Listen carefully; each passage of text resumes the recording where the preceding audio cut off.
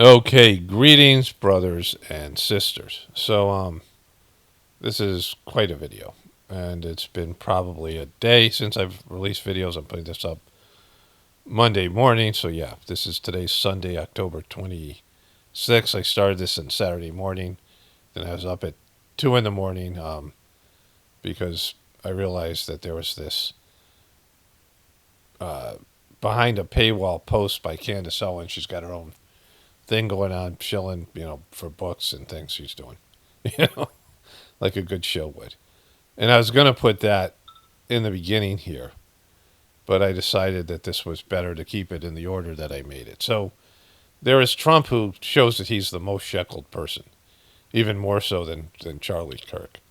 And he, when he went to the Knesset, there was at the end of the thing, and one of my viewers tipped me off to it, so I covered that. And then Dave Smith talks about how Hamas is completely propped up by Israel Netanyahu in a debate with Laura Loomer, which is kind of great moment. So then the whole thing with Candace Owens, which I'll get into, and her, kind of imploding and feeding the crazy narrative, and this whole thing, and the right wing falling apart.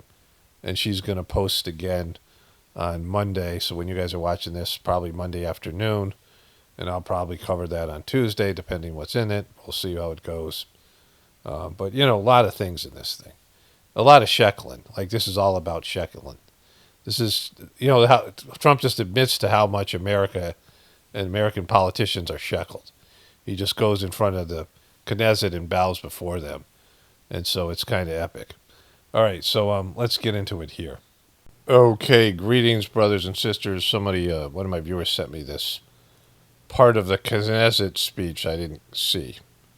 I'm sure the whole thing would be worth reviewing because it's a president who has been completely sheckled. I mean, we've never seen a sheckling like this, right? And he's going to talk about Miriam Edelson, and we'll show you that clip in a moment. I'll show you that clip in a moment. Miriam Edelson is an 80-year-old woman whose net worth is $37 billion. She is you see here, she was born in Tel Aviv, Israel. She's worth $37 billion, making her, I think it was the 95th richest person in the world. Her nationality is American Israel. She went to Rockefeller University. You can't get any worse than that in terms of, Illuminati kind of stuff. The Tel Aviv University Hebrew Real School, Hebrew University of Jerusalem. So she has been educated in Israel. She is an Israeli person, basically, living in America, and all the things that go along with that. She here is image of her. She looks sort of like a very kind of liberal hippie-ish type person, but she gives a lot of money to the Republicans. Here she is getting the Medal of Freedom after giving Donald Trump $100 million plan. There's whatever that is, $100 million donation to Trump. Here they are together. Here she is with Sheldon Sheldon, whatever his name is. Sheldon Adelson he's dead now, but he created the Las Vegas Sands Corporation, a casino and hospitality company that operated hotels and casinos in Las Vegas, Singapore, and Macau. And so that's where they got a lot of their money, is from the gambling side of things. I think they own the Dallas Mavericks now. I think that's the people that bought the Dallas Mavericks and screwed Mark Cuban. But anyway, so this is a person who is basically an Israeli citizen who is making money in America and then affecting political policy, pro-Israel political policy, with massive donations and corrupt, sheckling. These are some of the shecklers, right? They're sheckling the shit out of Trump. All right, so I got a couple of memes here that I've collected. Let's show those, and then I'll get to Trump's slathering all over Miriam Edelson. But we'll only be satisfied when all of these problems are solved, and we have the team to solve them, and that's going to happen. and it's going to happen, I think, very quickly. I also strongly believe that the Gaza Strip, which has been a symbol of death and destruction for so many decades and so bad for the people anywhere near it, and especially those who live there, and frankly, who's been really very unlucky. It's been very unlucky. It's been an unlucky place for a long time. Being in its presence just has not been good, and it should not go through a process of rebuilding and occupation by the same people that have really stood there and fought for it and lived there and died there and lived a miserable existence there. Instead, we should go to other countries of interest with humanitarian hearts, and there are many of them that want to do this, and build various domains that will ultimately be occupied by the 1.8 million Palestinians living in Gaza, ending the death and destruction and, frankly, bad luck. This can be paid for by neighboring countries of great wealth. It could be 1, 2, 3, 4, 5, 7, 8, 12. It could be numerous sites, or it could be one large site. But the people will be able to live in comfort and peace, and we'll make sure something really spectacular is done. They're going to have peace. They're not going to be shot at and killed and destroyed like this civilization of wonderful people has had to endure. The only reason the Palestinians want to go back to Gaza is they have no alternative. It's right now a demolition site. This is just a demolition site. Virtually every building is down. They're living under fallen concrete that's very dangerous and very precarious. They instead can occupy all of a beautiful area with homes and safety, and they can live out their lives in peace and harmony instead of having to go back and do it again. The U.S. will take over the Gaza Strip, and we will do a job with it, too. We'll own it and be responsible for dismantling all of the dangerous unexploded bombs and other weapons on the site, level the site and get rid of the destroyed buildings, level it out, create an economic development that will supply unlimited numbers of jobs and housing for the people of the area. Do a real job, do something different. Just can't go back. If you go back, it's going to end up the same way it has for 100 years. I'm hopeful that this ceasefire could be the beginning of a larger and more enduring peace that will end the bloodshed and killing once and for all. We're going to win that war like nobody has ever won a war before. We will not be politically correct, but we're not going to be there. And I think, as you mentioned, Bibi, before, peace through strength, and that's what it's all about. The United States has the greatest and most powerful military in the, right now, history of the world. I can tell you we have weapons that nobody's ever dreamt of. I only hope we never have to use them. I rebuilt the military. I was proud to do it, but some of the things I hated to do. I hated certain of the weapons because the level of power is so enormous. It's so dangerous, so bad. But we have to do what we have to do. We make the best weapons in the world, and we've got a lot of them. And we've given a lot to Israel, frankly. And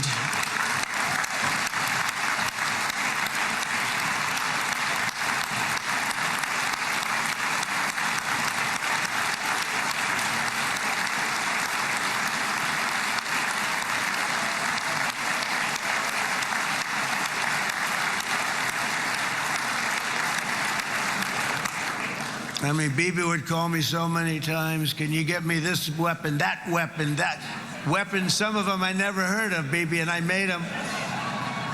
But we'd get them here, wouldn't we? And they are the best. They are the best. But you used them well. It also takes people that know how to use them. And you obviously used them very well. Okay, I'm just going to remind myself here to put in the memes of Trump being 100% giving whatever that Yahoo wanted. I got a couple memes I've saved of him at the Knesset, in one of which he talks about how we have all these weapons, and then Yahoo asked for all of them, and Trump gave him weapons we didn't even have yet, right? So he didn't know we had. And so he's given Israel everything, right? They're fawning all over Trump here.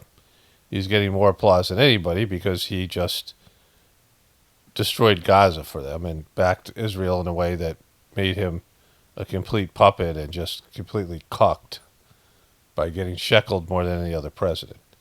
And here's where he talks about the sheckling. Maybe I got to turn the volume on. This is why I'm proud to be the best friend that Israel has ever had, and they all say it in the White House. They all say it. I guess it's true because everybody says it, baby. You said it today. Thank you.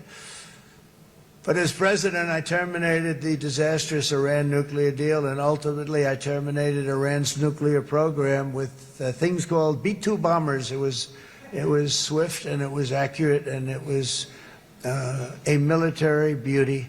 I authorized the spending of billions of dollars, which went to Israel's defense, as you know. And after years of... Woo! Our sheckling really is working. And so, it is, the number breakdown is, just an abomination. It's a, travesty. The amount of money that we give this small country to keep going. And military and the things that we do in terms of our policies towards other countries in the Middle East and other things that we do across the globe that benefit Israel in one way or another. Completely owned. Our politicians completely owned by Israel. It's like finally come out, right? It's been something that people have talked about for years, and there's been whatever proof. But this is just Trump admitting to it. Trump admitting to we are Israel first, America second. That's, he's saying that in no uncertain terms here. Woo. And after years of broken promises from many other American presidents, that they kept promising. I never understood it until I got there. There was a lot of pressure put on these presidents. It was put on me too, but I didn't yield to the pressure. To put America ahead of your foreign country? You mean that pressure, and to be a human being and not watch a country fucking destroy another country and hundreds of thousands of people and tens of thousands of children, hundreds of thousands of children, 200,000 children maybe. That kind of pressure, right? Fucking being a human being. But every president for decades said, we're going to do it. The difference is I kept my promise and officially recognized the capital of Israel and moved the American embassy to Jerusalem. Boom, standing O. He's pointing at somebody.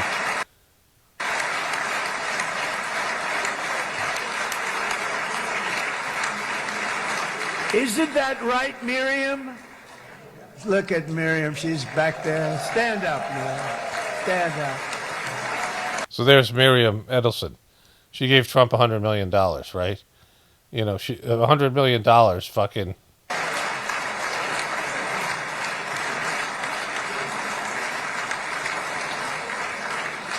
Look at Miriam. She's sitting right next to Ivanka and Jared here. Miriam and Sheldon would come into the office. They'd call me. He'd call me. I think they had more trips to the White House than any. Look at this fucking guy, right? This fucking robotic dude, right? Anybody else I can think of. Look at her sitting there so innocently. She's got $60 billion in the bank. $60 billion. And I think she's saying no more. And she loves Israel, but she loves it, and they would come in, and her husband was a very aggressive man, but I loved him. He was a very aggressive, very supportive of me. And he'd call up, can I come over and see you? I say, Sheldon, I'm the president of the United States. It doesn't work that way. He'd come in with the... Yeah, see? Just telling you who his owners are.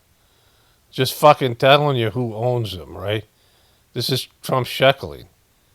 Like, I'm the president of the United States. Yeah, who gives a fuck? You work for me, motherfucker. I'm coming over right now. They gave you a courtesy call, right? But they were very responsible for so much, including getting me thinking about Golan Heights, which is probably one of the greatest things to ever happen to Israel.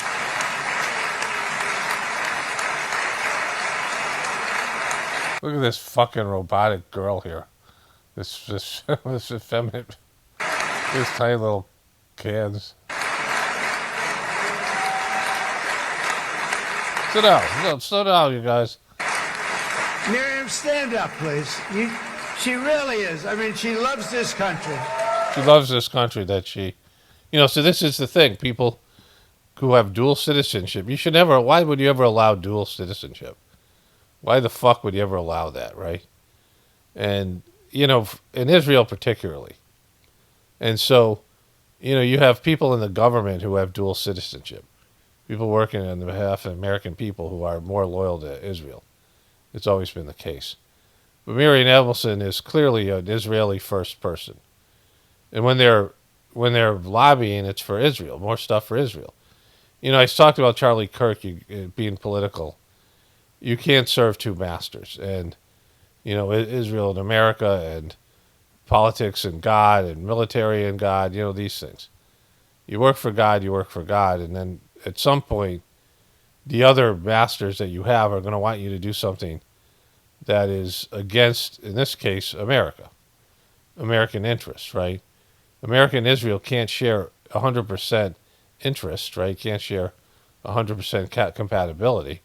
In fact, Israel does not give a shit about American interests at all. Like, Israel does nothing for America. It's a one-sided fucking parasitic relationship. It gives us a military base in that region, but we have bases in Qatar and Saudi Arabia. We have allies there that are much more powerful, have much more money, have better whatever. So, this Jerusalem is like whatever for Christians, but that has nothing to do with America. America is a freedom of religion. And so there's nothing there that really has anything to do with America the country's best interests. And you have these people that come to America who are dual citizens and they make shit ton of money. And they buy the shit out of politicians and corporations and media outlets and all this shit. And they influence politics. And Trump is just admitting it. He's admitting that this woman who gave him $100 million and Sheldon before him, who God knows how much money Trump got in business interests, this is a competitor. They have casinos. Trump has casinos, right? Has hotels. They're in this competing business. Trump and the Edelson family, they're business competitors. This fucking guy is just admitting to how much he's sheckled. Yeah, they sheckled the shit out of me, and they made me, they made me do all this shit for you guys. So just to give her a hand, everyone applaud my master up here.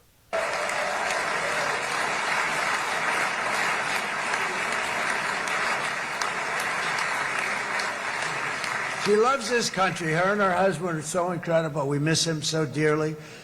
But I actually asked her, I'm going to get her in trouble with this, but I actually asked her once, I said, so Miriam, I know you love Israel. What do you love more, the United States or Israel? She refused to answer. That might mean Israel, I must say.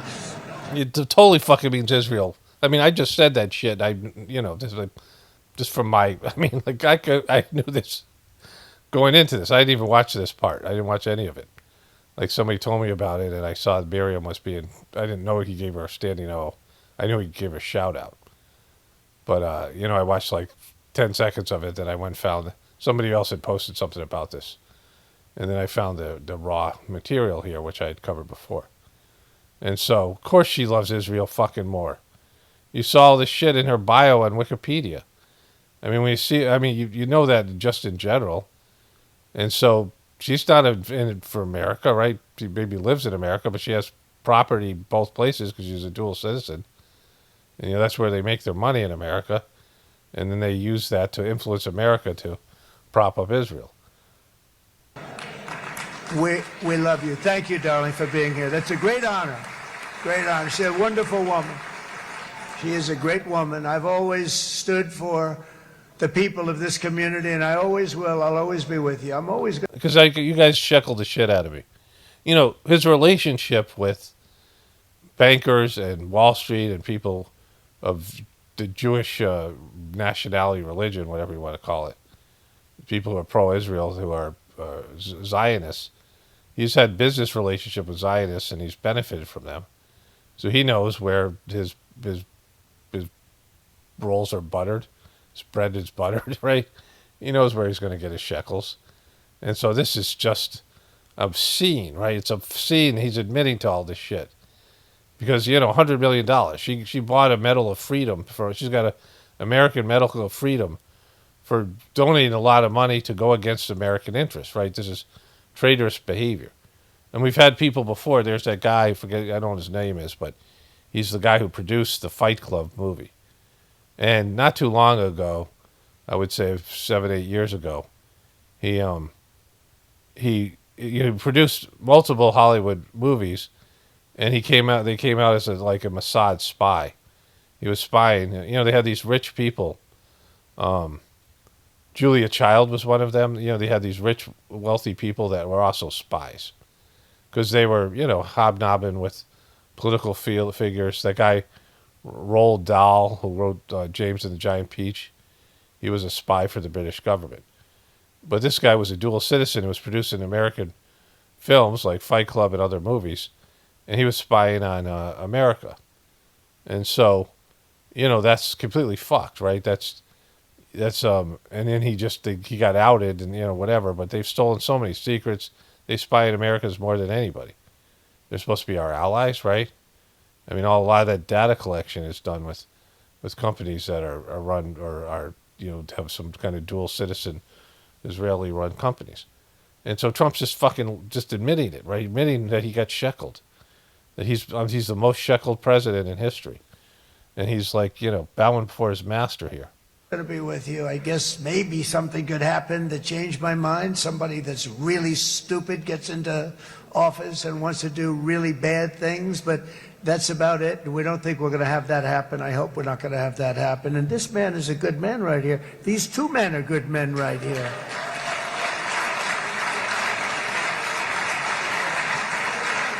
Hey, I have an idea. Mr. President, why don't you give him a pardon? Give him a pardon. Come on. The fuck? He's telling Bibi Netanyahu give somebody a pardon.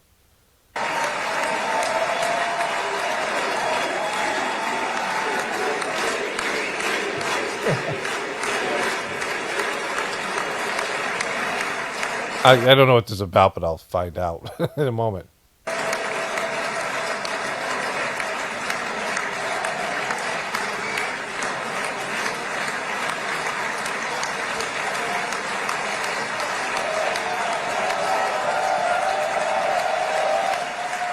I mean, listen to them. They really want to pardon some motherfucker here. Okay, so war criminal Benjamin Netanyahu is also a corrupt motherfucker. The president, Trump, publicly asked the Israeli president to pardon during his president address to the Gazette. It was Israeli Prime Minister Benjamin Netanyahu. I thought it was, he was asking Netanyahu to pardon somebody. This request was made during an unscripted moment in October 2025. What he was accused of doing. The pardon request was for charges against Prime Minister Netanyahu's ongoing corruption trial in Israel. The specific charges Netanyahu faces are bribery, fraud, and breach of trust. Wait, that's illegal in Israel? Fraud and breach of trust. Case 1,000 Gifts Affairs. The case alleges Netanyahu and his family unlawfully received lavish gifts, including expensive champagne cigars from wealthy benefactors in return for political favors. Yeah, like that didn't happen. Trump specifically referenced this case during the Knesset address by saying, cigars and champagne, who the hell cares? Okay, we'll get back to that because that's happening.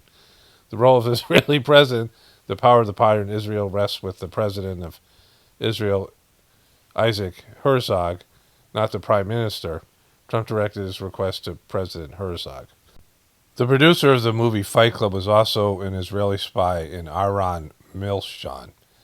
His espionage activities were primarily focused on procurement for Israel's defense and nuclear program. So he was spying on America to get nuclear secrets, which they stole from America, over years. Specifically, his work as an operative for the Israeli Bureau of Scientific Relations, acquiring technologies and materials for Israel, then convert nuclear weapons program covert nuclear weapons program. This included highly sensitive items and information from various countries, brokering arms deals and other defense-related procurements for Israel's government. He utilized his business connections with included a fertilizer and chemical company, poisoning Americans, right? And his later connections in Hollywood and his cover as a worldwide operation. Mission's activities as an arms dealer intelligence agent spanned the 1970s and 80s. So this guy was, in America spying for Israel and in all these things. And it came out when he was, knowledge of Iran missiles espionage activities in the United States began to surface publicly and officially in 1985. Here are the key points regarding when the U.S. found out. 1985 indictment, speculation, official investigation into Mission's activities were ignited in May of 1985. The indictment of Dr. Richard Kelly Smythe, an aerospace executive. Smythe was charged with illegally exporting Gratons, high-speed electronic switches that could be used as nuclear weapon triggers from the U.S. to Israel through one of Mission's countries. They were stealing fucking shit from us, right? I mean, this is fucked. Back in 1985, the Fight Club was made in like late 90s, early 2000s. And so, whenever the Fight Club was made, he was still over here doing fucking shit. So they knew about this in 1985. U.S. authorities confirmed Michelin's company, Heli Trading Company, was involved in orchestrating the illegal procurement of these sensitive materials, which were intended for Israel's nuclear program. Mission's public admission in 2018, although the U.S. intelligence community and the law enforcement were aware of Mission's connections to illegal procurement and espionage from the mid-'80s, Mission himself did not publicly and formally admit to this role as an Israeli spy until an interview with Israeli television in November 2013. And so I thought it was like a little bit later than that, but still, it took them all those years for them to, this guy was still doing shit in America, even though he was fucking caught red-handed stealing, sensitive technology from America. This is a kind of fucking relationship. This is our friend, our good friend Israel, right? And Fight Club was released in 1999, and so he was still affecting American culture after stealing American technology on behalf of another country, right? Like fucking so-called friend, right? It's completely fucked. And Fight Club, was about these insults before that was a term, these angry men who had these like gay fights with like, whatever it was, right? This weird shit, some guy with a multi-personality, all the stuff that was in there. In America, it ends up with them bombing America and, American banks and taking down the financial institution and all this other stuff. And it's well celebrated, and it's, and this guy was a fucking spy.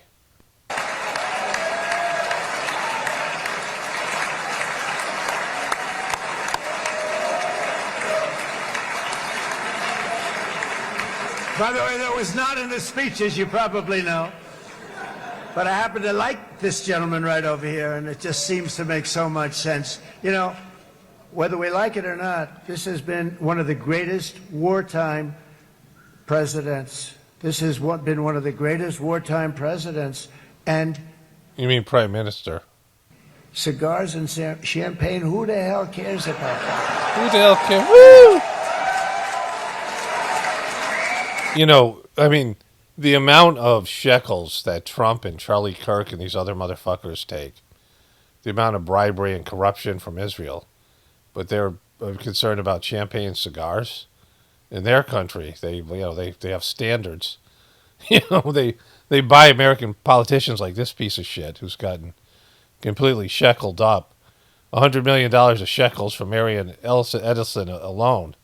And that's just this, we're talking about over the years how much money he's gotten from them and influence. Whatever it is, right?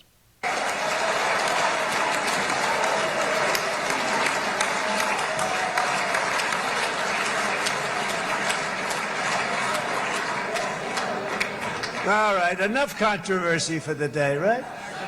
Actually, I don't think it's very controversial. So, I see so popular. You are a very popular man. You know why? because you know how to win. They're applauding a genocide. I mean, just horrific. I mean, Trump is even more sheckled than Charlie Shekels Kirk. So Donnie Shekels, Donnie fucking Shekels, right? Holy shit.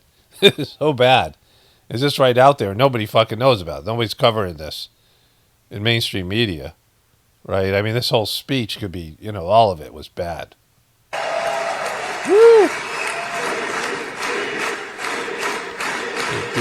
That he would say this stuff about he knows how to win, which is, a genocide. Like, he destroyed a fucking country. I mean, what he did was, this is international war crimes. Like, we haven't seen something like this where they just went in and fucking bombed. Like, what if Russia did this to Ukraine and went into Kyiv and just fucking demolished 85% of it and killed 600,000 people and 200,000 kids and just went in there with bullshit excuses, an asset that everyone in the world knows is funded. Hamas is funded by pro-Israeli people. Hamas is a controlled asset, right? There's information out there. Like, there's all these people out there talking about they have, the paperwork of where this money's funded, all these things, right? Like, I just know it is based in, how it looks, right? Every thing that Hamas does benefits Israel and hurts Palestine. So how can they be a Palestinian asset? So it's like that shit, right? But holy shit, right? This guy, I mean, just these people applauding a genocide. When you have an army and another country doesn't have an army, and you go out and you have a total disregard for human life, and you treat people like they're fucking, like they're goy, they're like livestock, and they're less than you because you feel like your people are chosen and their people are just like equivalent to animals, and you go and you bomb the shit out of them because you want to do a demolition so you can now do some kind of a rebuild, and you have some other fucking foreign country paid for it because you have all those, you have a big superpower that you own every politician and the media and all these other things there. And so, you go in, that's, yeah, of course you could fucking win, right? If you have no morals and no integrity, no fucking moral compass, of course you could fucking win, right? I mean, the other country was throwing rocks, right? They don't have an army. Like, fucking, of course, yeah, great, you fucking won. It's like a grown adult fighting a 2-year-old. Like, of course you're going to win. Over the past 2 years, I've met many of the families of the Israelis taken hostage and those that were taken hostage. Unbelievable. I've looked into their eyes. I've seen the worst nightmares of... Did you see any of the Palestinian families? You look into the eyes of the Palestinian families. What about those guys? Did you do that? Like, holy shit, this guy. This motherfucker, right? Could you be more sheckled up in this motherfucker? I mean, just so bad. Their suffering, but I've also seen something else, the beautiful love of the people, the love of people, frankly, that hold things together, the love that gives you the courage to carry on through thousands of years of persecution and repression. And or, maybe you're like having a problem with everybody else, like every other group, right? Every other religion, every other country, every other, maybe they have something to do with it, right? Maybe there's a common denominator here. Like, well, I don't know. Maybe they're responsible for some of this stuff. Maybe it isn't just everybody else. It isn't that they're just the best people in the world. They're being persecuted by everybody else and hated by everybody else for no reason, right? I mean, holy shit. Like, could you be more sheckled than this motherfucker? Emerge with the heart of David. It's the heart of David. You got the heart of David. Like, he doesn't tell everybody what his favorite biblical verse is because he doesn't read the Bible. But they wrote this shit for him. It's that love that's defeated the enemies of... You know what David did? Let's talk about the heart of David. So David wanted to get married to a princess. And he went to the king and said, hey, I want to marry your daughter. And the king didn't really want him, so he said, all right, if you want to marry her, you got to go get 100 Philistine, I think it's Philistines, one of those fucking groups, right? Canaanites and Philistines. Go get 100 Philistine foreskins. So go kill 100 Philistine soldiers and then cut off the tips of their dick. Because, that's how we roll in Israel. And David was a go-getter. He went out and cut off 200. And he brought him back, and he brought him back to the king and gave him 200 foreskins off of dead Philistine soldiers. And he was lucky enough to win his bride, his love of his life. Like, that's how fucked the Old Testament is, how fucked the Bible is, and how fucked this country is. Civilization built this incredible country and this unbelievable economy and forged one of the great democracies of the world. Unbelievable economy, right? An economy that's 100% predicated on U.S. donations. That is why it's a true honor to stand here today and address this assembly in your ancient and eternal now capital, Jerusalem. I'm proud to have helped in that regard. This city and this nation stand as living proof that a much brighter future for this entire region is truly within our grasp. For thousands of years, Jerusalem has been a home to Christians, Jews, Muslims, and people of all ethnicities and creeds. This is the holy center of the world's three great Abrahamic faiths. I like that too. Adorned, it's the first time I've seen that word in a while. Jesus Christ. He's such a moron. Adorned with their sacred sites and alive with their pilgrims and visitors from every corner. Yeah, so it's not really a holy land. It's just not, right? It's, these are not good religions, and they're not connecting people to God, and they're just the whole thing. It's a mess. Let's just wrap this up here. The globe. But here between the Western Wall, the Temple Mount, and the hill called Calvary, people of every faith and background live, work, pray, serve, and raise their families side by side, and they do it with love. This example is just one of the modern miracles that Israel has given to the world. And just in closing, one of the many modern miracles, like the shekels that they keep on giving to our politicians, and make miracles happen by sheckling the shit out of people like Ted Cruz and myself and Charlie Kirk and TPUSA. the leaders in this chamber know better than anyone else the challenges of this harmony, and it's been easily won. No, it hasn't. It has not been. It's been so tough, but it has been, some say, a miracle. What you've done is a miracle. It's a fucking miracle. It's a holy shit. It's a miracle. You've taken trillions of dollars in American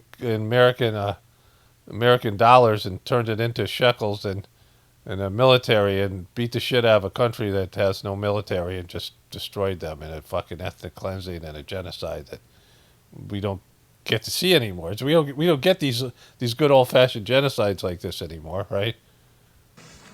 Look at your size. Look at your chances when it all started. And if you think about it, you are safer today, stronger today, and more respected today than at any time. Totally not the case. It's always the case when you think you're at your most, like they just secured this victory, but the hatred that is sweeping across America. And what are they going to do without America? Like, what are they going to make a deal with China? Like, what are they going to do to keep on going, right? All the other countries have way more resources around them, and 2 billion Muslims, and Iran has a military and and capabilities and a lot of things going on for them, and they're aligned with Russia. There's all kinds of shit, right? World War III is probably going to start here, because why the fuck wouldn't it, right? In the history of Israel, think of it.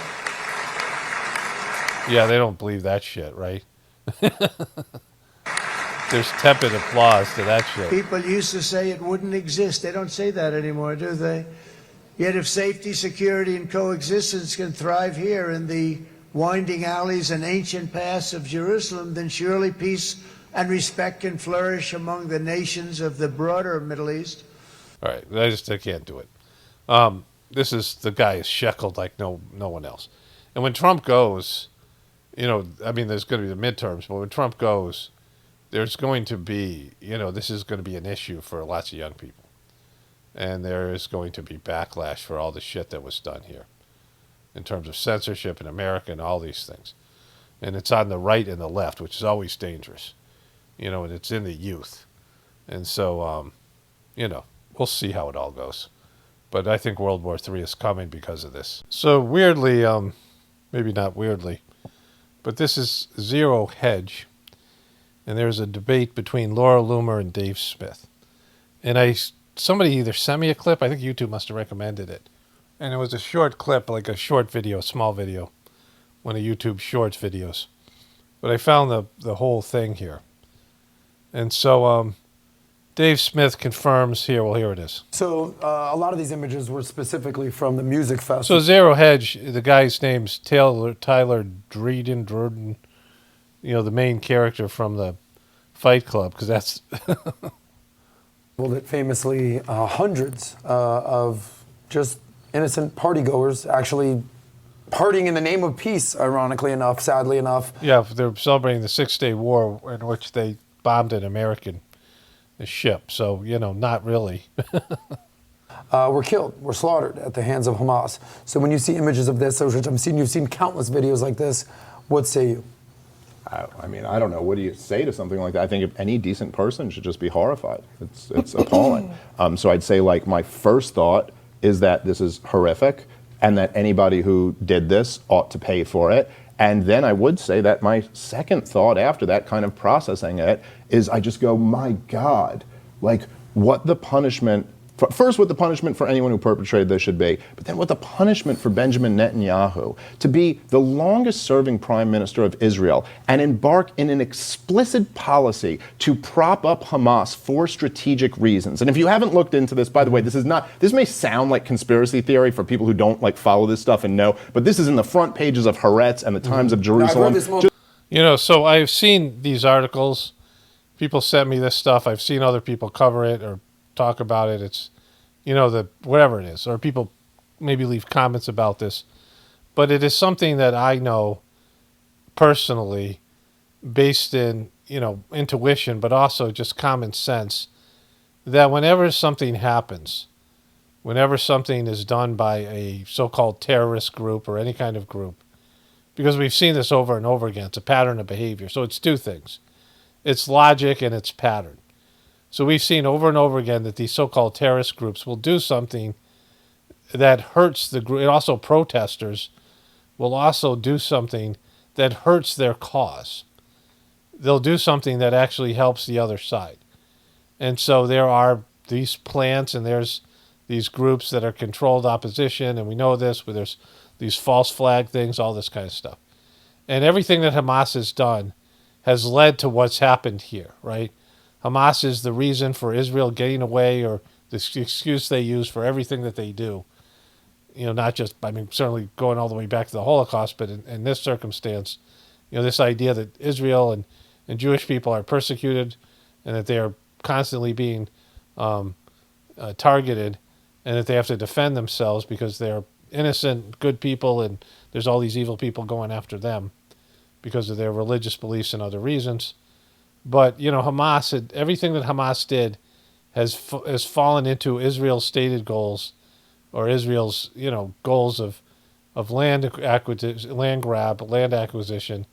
And what they did to Gaza is all because of Hamas.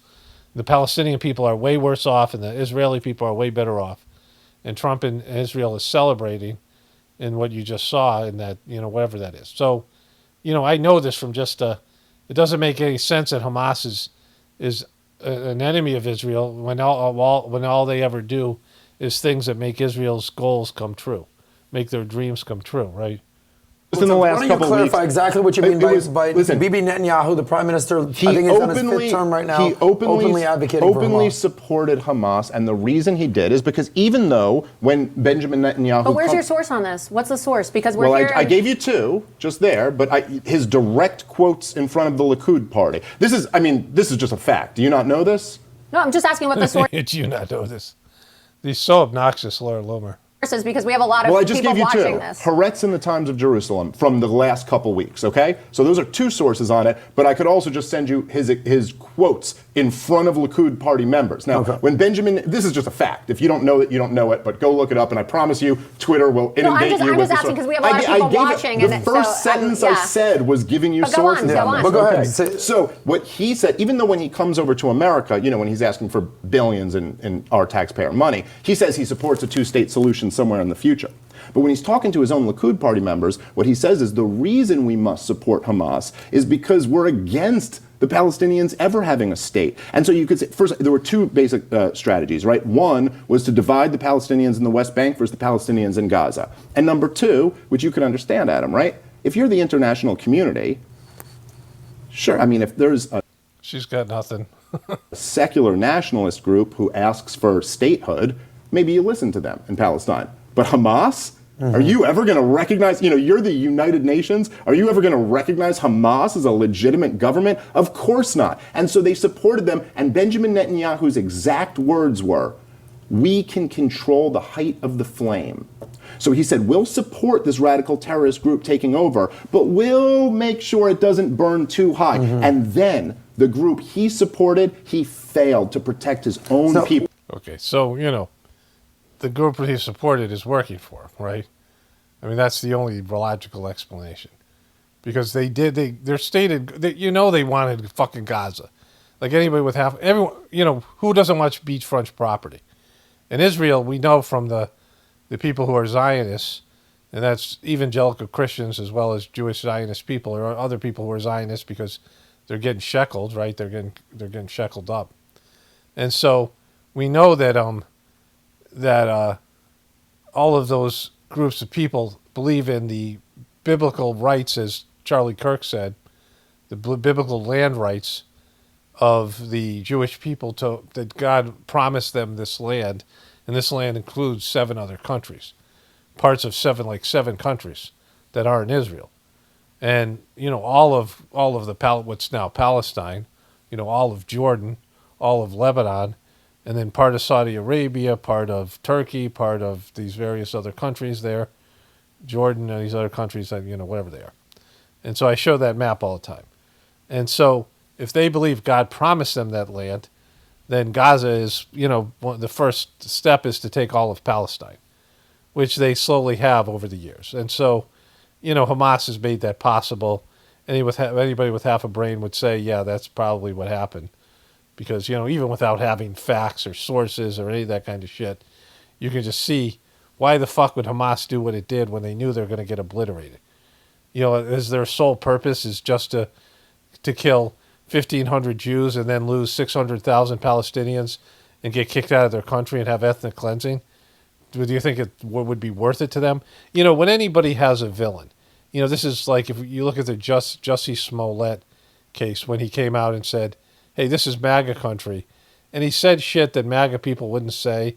This idea that MAGA people were sitting around with gas and a noose and waiting for some guy in the middle of the night when it's 20 below zero and 2 o'clock in the morning next to a subway.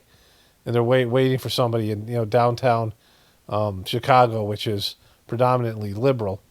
And that they're waiting for, that's MAGA country. And that, the things that he said that they said is silly.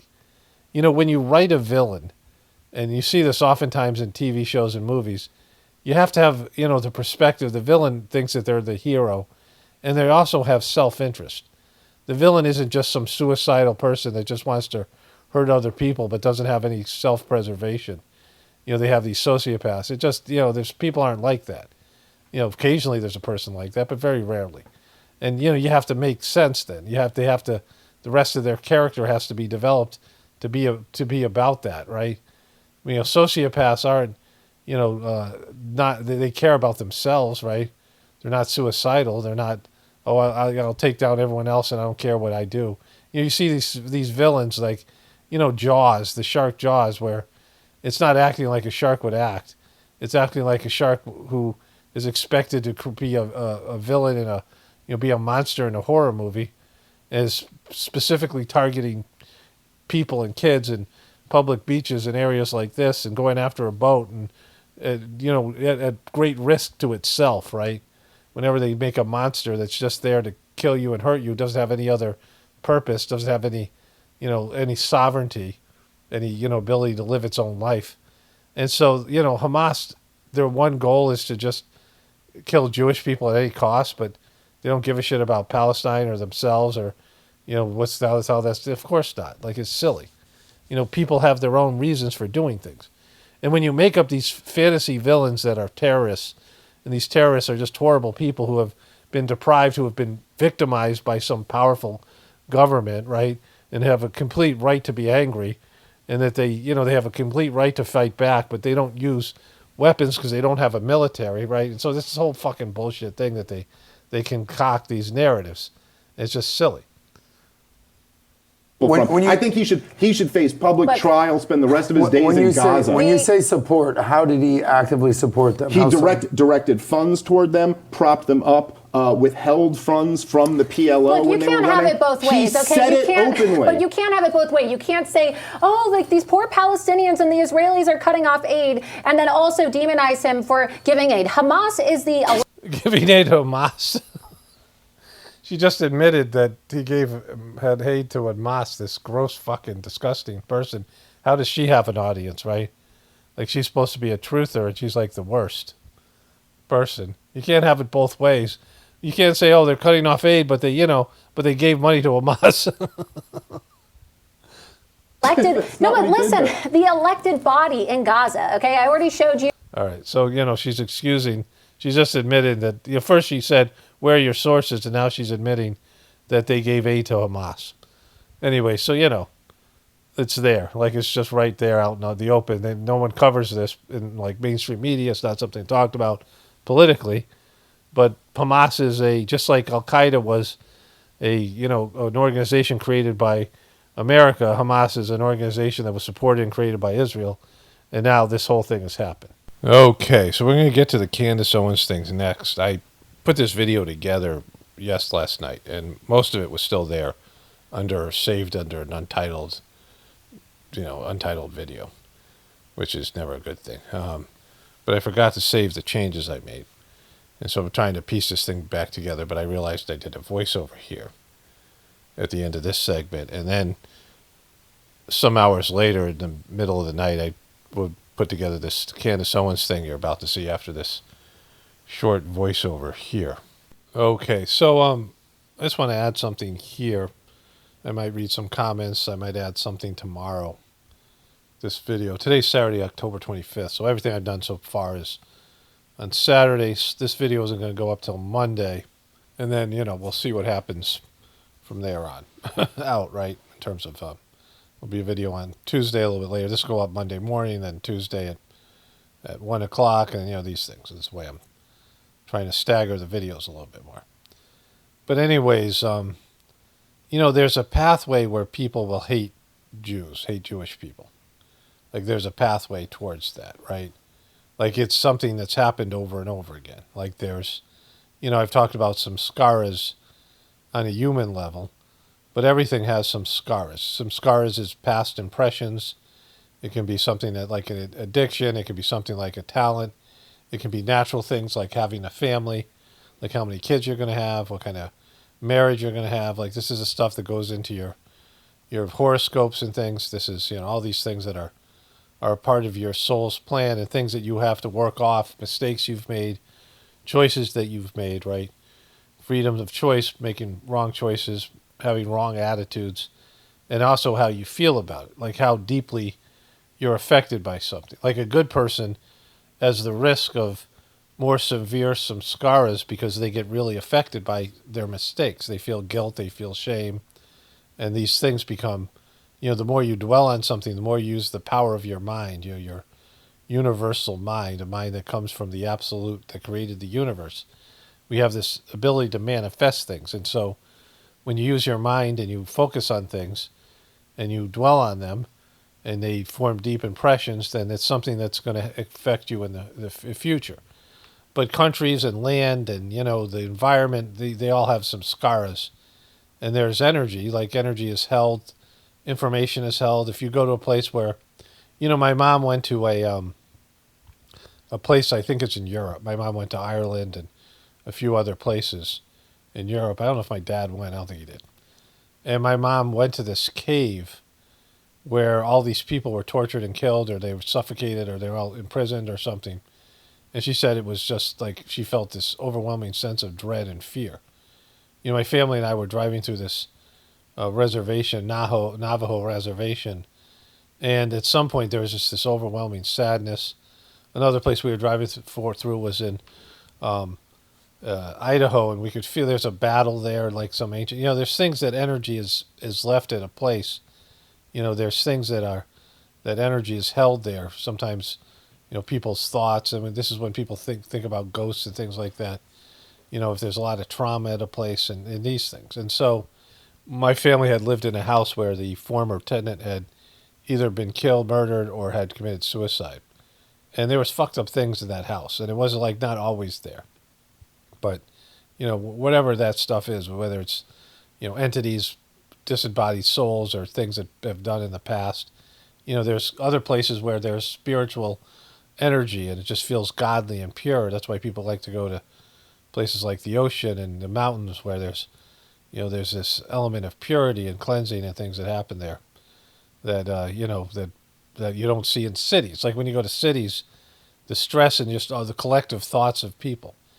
And so if you're a group of people, like the Jewish people have a very significant history of, you know, being mistreated. And Trump was just talking about it here in this speech at the Knesset. It's why Israel keeps on saying we have the right to defend ourselves, because this Jew hate that it exists, and there's a pattern of it. Like it's a, you know, an aurora where the water flows through, and when it rains, it's, you know, something that can potentially and will potentially happen again. And it keeps on happening over and over again. And so it isn't a problem for the rest of the world to deal with. Like if you have an issue, if the same problem keeps on coming back up for you in your personal life or your family or whatever it is, specifically, you know, an individual, but maybe, you know, collective individuals, then you have to change what you're doing, right? And you don't do that by being manipulative and doing things that if you get caught, it's going to piss people off. And I mean, if Americans knew, you know, what a bad deal we've been getting from Israel, and they are starting to know that, and then the rest of the world sees this coming, and then bad shit happens because of it, and, you know, World War III ends up unfolding and all these other things, then, you know, that's fucking going to be like the worst case that we've ever seen of people hating Jewish people. Like it's going to come back around, and, you know, there's plenty of people who are just innocent Jewish people who are just like you or me or similar to us. You know, we have these people who are similar to us, or, you know, we're all kind of cut from the same cloth. There's people like you in every demographic, which I said in an earlier video. There's people who are like your kind of people, and there's, you know, and then there's just people who are not like you at all. And then there are people who are, you know, I mean, there's all these various types of people out there in your own group, in your own demographic. And so, you know, there's people, those are the people that always suffer. Like it's always going to be the good Jewish people that suffer. You know, people like Netanyahu and those people, I mean, eventually they can be taken out too or whatever, but not the same way that the, you know, innocent people in their country and in the world will suffer if this goes south. And it, like it's lining up to happen again, because just all the stuff that they're doing, you know, all the ways that they're in the center of this thing. And Israel was doomed to failure because it's not sustainable. It never was. And it needed, you know, it needed to parasite off of some other country like America. It needed to be propped up, and, you know, and it can't militarily and economically. And it's just, it's, you know, eventually America's going to turn on Israel because Israel's a shitty friend. And America is very, you know, America is very changeable. Like America goes through all these various changes. We're a very young country, very emotional country. And people kind of, you know now what's been done here. And things are going south already, right? So, you know, this idea of, you know, like Laurel Loomer coming out and just saying this whole thing about, well, you can't have it both ways. You claim that Israel never supported Palestinians, but now you're saying they support Hamas. You know, like, you know, but them supporting Hamas is an evil thing because they knew that no government was going to, no, you know, United Nations and no other countries were going to support Hamas as a two-state solution. And so they pushed Hamas as the leadership of the Palestinian people, even though they weren't really, they were more of a, they were controlled opposition. So it's completely fucked. And we do shit like that, manipulative shit. People know about it. And you can suppress things all you want, but the truth always comes out. And so this thing's coming back around. I mean, there's no other way for it to go. Like, there's just one way where this, all the stuff, all the, evil shit, all the manipulative shit that's being done to keep Israel afloat is going to be at some point accounted for, because it always has to be. And then, then you're back to the whole same problem, and you claim to be victims of hate, but you've behaved in a way that can only end in people hating you, right? Like, it's just inevitably when you lie and cheat and manipulate a whole powerful country like America, and then all these people buy into it or they don't know about it, and then they find out, what the fuck you think they're going to do, right? Like, it's just short-sighted. It's just self-destructive behavior, right? It's doing the same thing over and over again, expecting a different result. I mean, we're talking about thousands of years of this shit, right? It's not just like, happened one time. It's happened all over the globe. It's something that they claim is it's everybody else's fault. Like, people are just jelly. They're just jealous of them, right? Or whatever it is. But it's like fucking, behaviors that inevitably cause people, it's the leadership of the country. It's the, there's plenty of liberal Jews and people in Israelis that are against all these behaviors, pro-Palestinian people who don't like to see the way the Palestinian people are being treated, people with a heart, right? And those people are going to be fucked. Like, those are the people that are going to suffer. There's a Whispers of the Brighter World talking about, like, when shit goes down, and I can't find it. Like, it sucks. I can't find it. There's things that hint at it, but there's one where Babaji says, these Whispers messages, these channel messages, the guilty will be punished along with the innocent. And it's like, they'll suffer along with the innocent, right? Because that's how it has to be. And like, you could be, a person trying to work for a better world, but, when the punishment comes down and for humanity, everybody suffers, right? So, that's just the way it is. Well, anyways, I'll see what I add to this video tomorrow and then move forward from there. Okay, greetings, brothers and sisters. This is Sunday, October 26th. It's 12:49 in the a.m. It's really Saturday night for me. A long time ago I made this video called 2 a.m. rant. I was up. Sometimes I wake up in the middle of the night. I'll do a meditation, one of my Sajmark meditations, and I'll just be kind of inspired. I won't be able to go back to sleep. And so, back when I was living on my own, I would occasionally just start to do these, like, middle of the night rants or whatever it was. But I wasn't, like, upset. It was like, whatever. But it's a different time. Like, you'll have different content. Of course, I'm not as sharp mentally. But anyways, I was about ready to go to bed, and people had been telling me, I guess, and I really didn't understand. So I think they said it was from some other person, whatever his guy's name is, Jimmy Dore, that he had covered Candace Owen. I didn't even know that she had posted a video. And so she really fucking flamed out, bro. Now, I've made the rest of this video. I've made an hour's worth of content today. This video is not going up till Monday morning. And so it's kind of going to be an epic video because Candace Owens just flamed out.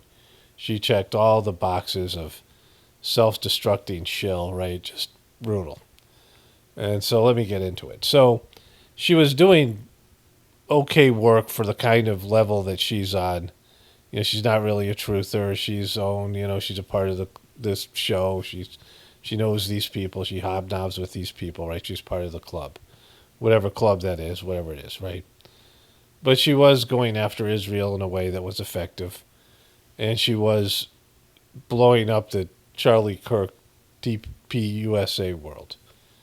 And so, it was kind of interesting. She was the catalyst to this whole stuff that was happening with Charlie Kirk, and she was helping with this movement that was, doing whatever it was doing to Israel. But then she just, like, flamed out. She went on vacation for a couple weeks, and she left this tweet here, which I read earlier. Don't worry about the gag order in the Charlie Kirk case. I plan to violate on the world's behalf. The things I've discovered the past week are enough to burn the house down. Yes, Charlie was betrayed by everyone. And so I had her YouTube channel up. Was it over here? Yeah.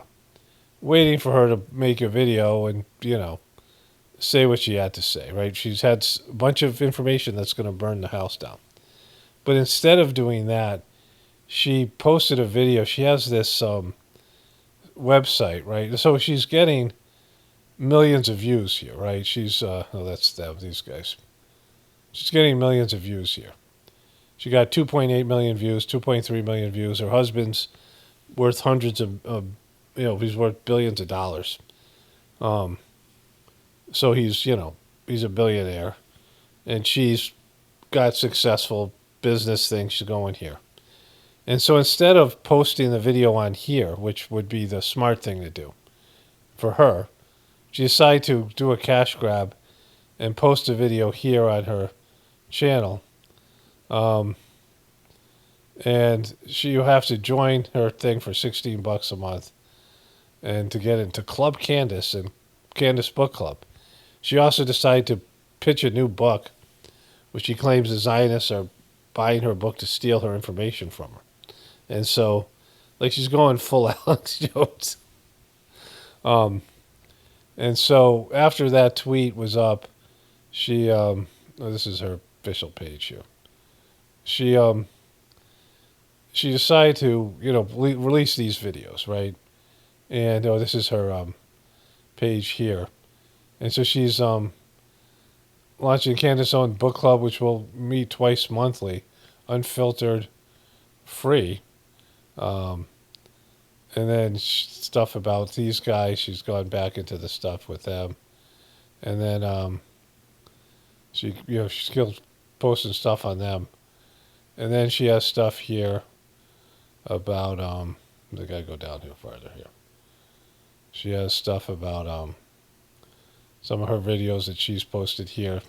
I'm going to show you a longer clip that's on YouTube. We're getting to that'll show you everything that I'm talking about here. But all these things here, she's whatever. So this are the way that people are handling this here. Candace Owens, I just want to be clear. Anything happens to me, blame the Zionists, 1,000% blame the Zionists. And then Candace Owens is mentally unhinged. She is now with no evidence flat accusing Trump administration of killing Charlie Kirk. I know it's hard for those who support her to accept, but the woman is crazy. Is either crazy or evil, straight up. They've been calling her evil now for a while. And because she's posted these videos on this stupid paper thing, there's only partial clips out there that are, being circulated, which Candace Owens regrets voting for Trump, accuses of Candace Owens has officially gone off the rails, now claiming Donald Trump was behind Charlie Kirk's murder. They keep on saying the same things, right? They're using the word evil. Okay, so this will make more sense when I show you the video, but she is claiming that these guys are aliens, and all these people are, there's all these Republicans are, prolific conservatives are urging for Candace Owens to get psychiatric help. These kind of, these coordinated pieces, right? And, she said this to Pop, and she's trying to sell books, but it's not good for the, whatever kind of movement she would be a part of, right? And so, there's a lot of people who are just taking shots at her because of this specific thing that she said. All right, so let's get into the video here.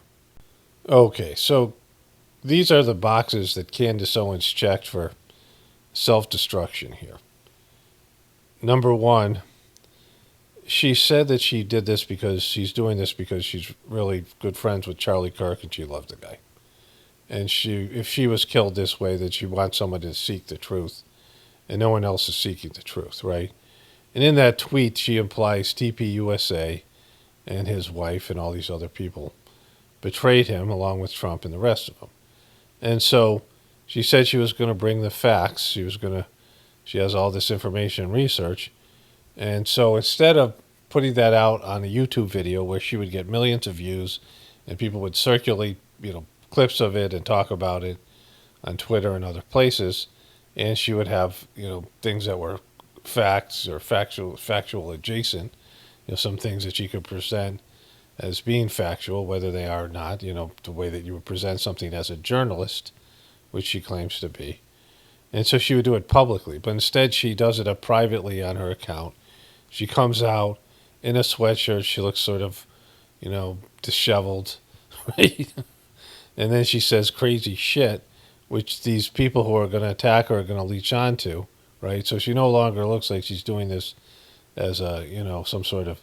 I mean, she talks about her book on her Twitter page and all this stuff. I think she might talk about it here. And then, in this rant she does. So I got only a piece of it. And so it looks like she's looking to make a cash grab. She acts crazy, and they always are going to try to make you look crazy.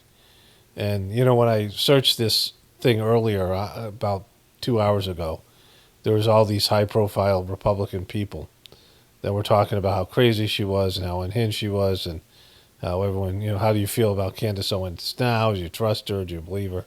This kind of thing. Like it's what you want. It's the kind of thing you do when you want to discredit yourself, right? Or you want to be, or you're, giving people the stuff they need to discredit you, and discredit the whole movement that's going on about, that Israel sucks and they are parasitically sucking, resources off the United States and taking us in the wrong direction, and own Trump. And I'm going to show you this stuff with Trump, because Trump, he has, the video clips I made earlier today, Sheldon Ellison and his wife Miriam, and at the Knesset he bows before Miriam and makes it clear he's been sheckled, that he got completely sheckled up. And so instead of doing this thing in a way that she had been already, established an effective method of putting out YouTube videos with some information, she was getting leaked information and she had all this stuff. And so this is what she did instead, right? I have always sensed this demonic, because I'm telling you, I don't even think these people are human. Like, I look at Elon Musk and Sam Altman and Peter Thiel, and I'm pretty sure they're hybrid. You know what I mean? Like, they just look like an Apple software that I should be able to download at night, like my phone's getting an update or something. It's something in the eyes. Like, I don't know. I'm like, I know I'm human, but I don't know if I stabbed you if you bleed, I'm not going to stab them, but I don't. Jesus Christ. So this, she always talks about how, like, she doesn't present things based on speculation, that she doesn't say things. And she's going to drop only innuendos here. And maybe she has some facts coming out or something, whatever she's going to do.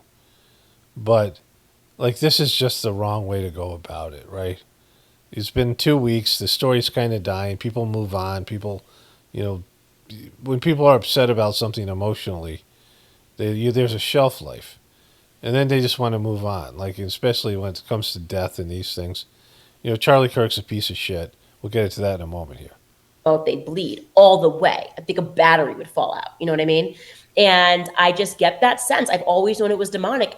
And people just get on board because... Are they robots or demons? Like, which is it? Because if a battery's going to fall out, that's not demonic. They're just robotic people without any sense of humanity. You wouldn't say that AI is demonic, right? AI is AI. Like, we could destroy humanity, but it's not because it's going against the will of God, right?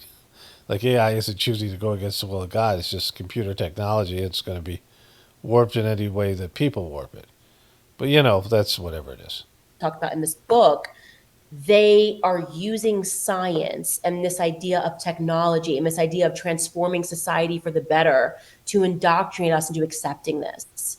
And it's wrong and it's backwards. And the main component of all of this is psychology, right? They're able to do it because of psychology. So she's saying this is all in her book. So all of a sudden it's now about her book and no longer about her good friend Charlie Kirk, right? Making you think that society has gotten better. Our kids have objectively gotten dumber. We've become fatter. We've become less healthy. We've become less emotionally sound. And yet they are convincing us that this is like humanity's great leap forward. we put a man on the moon. And he just like called them up and was like, hey, Prez, what's up? I'm up here. Yeah, it's so cool. It's really great. It's nice. Starry night up here. Okay, I'm going to text you. I got to go by in 69. And they get these people. It's like she's on Adderall or some shit. I don't know what Adderall does. Whatever it is, Coke. Like, you know, she's sped up, right? You know, this could be deep fake, but, you know, I don't think she's owned enough that she doesn't have to deep fake stuff. But she's sped up, right? They tell you like he's a genius. They're all writing like he's a genius, so we should just accept that Elon Musk is a genius because like all the writers who are obviously indoctrinated into the occult are telling us that this is the next person that we should worship. The establishment of Hollywood, it was all occults. They were all Aleister Crowley proteges who were just raping kids and summoning demons, and demons are real. So at the same time that they're summoning. Yeah, you know what? This isn't going to fucking make this thing go any better. Like, you don't want to appear crazy. And this is what Alex Jones did. You know, Alex Jones had a much better show than he has now. He had quality guests. Now, what he used to do is he'd invite guests on to be a part of his show. And they would present shit that they had found out, like stuff that they were experts in and whatever. And then Alex Jones would cancel them. And then he would present the information like he himself was the one who gathered it. Like he broke the story. So he did some scummy shit. He was certainly controlled opposition, but he had quality guests on. And it was, you know, he talked about the left-right paradigm. And he had a better show. But there was a time where he became, you know, the mainstream media was ignoring the truth community. They wouldn't talk about anything that was going on in the truth community. And they were getting their asses handed to them. They all saw the writing on the wall. At least the executives did. That people are starting to get their information from the internet. And so, you know, then the fake news thing came out, you know, the narrative, the term fake news. Hillary lost the election. They started to say, you know, corporations started to say they weren't going to advertise on YouTube and these other platforms as long as there was, disinformation or whatever was being put out there. So it was a whole movement. And then Alex Jones was interviewed by Piers Morgan, and they started to talk about him. And he just lost it. Like, he lost it. You know, he wanted to fist fight Piers Morgan, and he just ranted and, you know, just looked like a complete crazy imbecile. It was just an embarrassment. And then he just plummeted, and he unraveled from there. And he would never criticize Israel. I mean, she was sheckled up too. But, you know, that's the wrong way to go about it, because they always want to paint you as crazy. And that's the narrative they want to give to anybody who says these things. Oh, you're just crazy. That's what Netanyahu said. It's crazy to think that Israel would murder Charlie Kirk, right? So she's got to come out and present information that would substantiate her, whatever's going on with Israel and Charlie Kirk.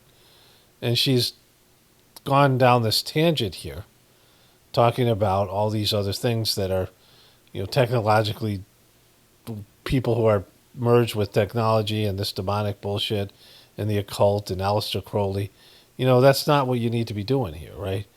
And so, you know, they're all talking about how unhinged she is and how she needs psychological help. And, you know, I would assume this is intentional. Demons, they are making us all believe that faith is not real. And that has been, I think, the greatest trick that the devil ever played, right? Is making people think that he didn't exist and making people atheist, making people believe that there's nothing, like you're here for a moment in time, because then it allows them to further tether us to their reality and to their God, which is money, right? Well, if you truly knew and believed, like I do, I actually... Okay, so if you're going to not be about money and you're all about doing this for Charlie Kirk, then why are you doing this on a private chat, right? Like, you know, something where people have to pay $16 a month to subscribe to your, you know, whatever the fuck you do over here, right? So, like, just, you know.